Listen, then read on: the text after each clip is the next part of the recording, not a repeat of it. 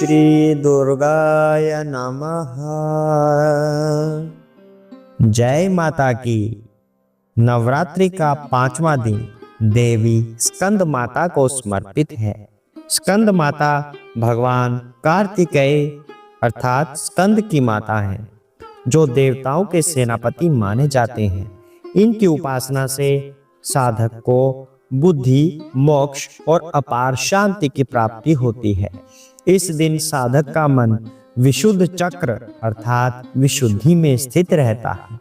आइए जानते हैं स्कंद माता की पुरानी कथा।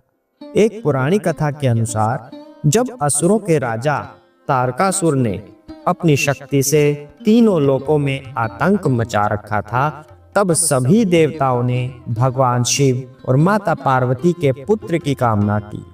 माता पार्वती ने कठिन तपस्या करके भगवान स्कंद अर्थात कार्तिकेय को जन्म दिया, जिन्होंने आगे चलकर तारकासुर का वध किया।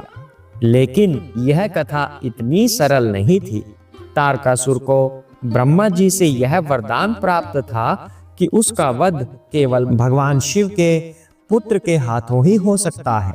परंतु भगवान शिव समाधि में लीन थे और उन्होंने विवाह करने का विचार ही त्याग दिया था। इधर देवता अत्यंत चिंतित थे, क्योंकि जब तक शिव पुत्र उत्पन्न नहीं होते तब तक तारकासुर का अंत असंभव था। देवताओं के विनती करने पर कामदेव ने शिव की तपस्या भंग करने का प्रयास किया। उन्होंने वसंत ऋतु का आह्वान किया और उन्होंने अपने पुष्प बाण चलाए, जिससे भगवान शिव की समाधि टूट गई। लेकिन शिव जी क्रोधित हुए और उन्होंने अपने तीसरे नेत्र से कामदेव को भस्म कर दिया। बाद में रति अर्थात कामदेव की पत्नी के रोने और देवताओं की प्रार्थना पर उन्होंने आश्वासन दिया कि कामदेव का पुनर्जन्म भगवान कृष्ण के अवतार के समय होगा, उनके पुत्र रूप में। उधर माता पार्वती ने कठोर तपस्या की और अंततः भगवान शिव को प्रसन्न किया। उनके विवाह के पश्चात जब स्कंद का जन्म हुआ अर्थात कार्तिकेय का जन्म हुआ, तब वे जन्म से ही दिव्य, तेजस्वी और अद्वितीय योद्धा थे। भगवान स्कंद को स्वयं देवताओं ने युद्ध कला में निपुण किया और उन्हें अपना सेनापति नियुक्त किया। तारकासुर ने जब यह सुना कि भगवान शिव का पुत्र अब युवा हो गया है, तब उसने अपने असुरों की सेना के साथ देवताओं पर भीषण आक्रमण कर दिया। लेकिन भगवान कार्तिकेय ने अपनी शक्ति से असुरों को पराजित किया और अंततः तारकासुर का वध कर देवताओं को उसके आतंक से मुक्त कराया।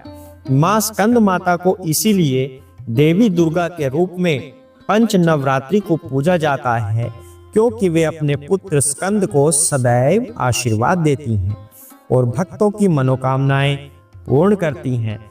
उनकी उपासना से भक्तों को संतान, सुख, अद्भुत पराक्रम और आध्यात्मिक उन्नति प्राप्त होती है।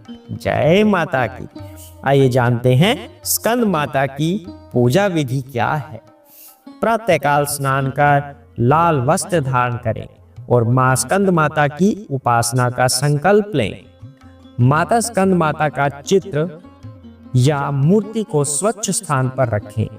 पूजन स्थल पर कलश स्थापित कर उसमें गंगा जल, सुपारी, सिक्का डालें और आम के पत्तों से ढककर नारियल रखें।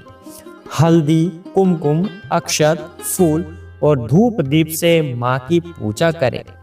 उन्हें केसर युक्त दूध, मिठाई, फल और पंचामृत का भोग लगाएं।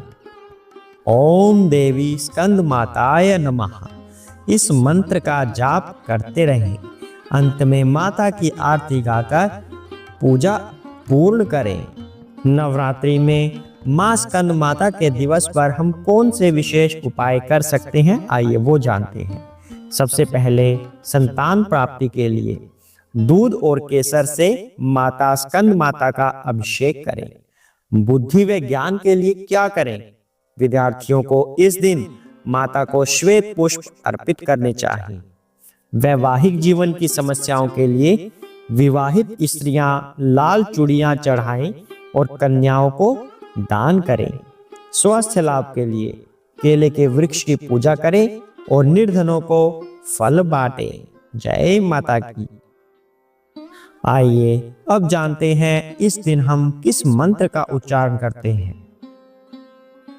सिंहासन गता नित्यम पद्माश्रित कर द्वया शुभदास्तु सदा देवी स्कंद माता यशस्विनी। बोलो माता की जय हो, बोलो स्कंद माता की जय हो। आइए अब जानते हैं स्कंद माता की आरती। कौन सी आरती हम स्कंद माता की करते हैं?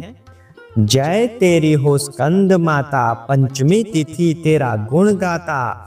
जय तेरी हो स्कंद माता, पंचमी तिथि तेरा गुण गाता।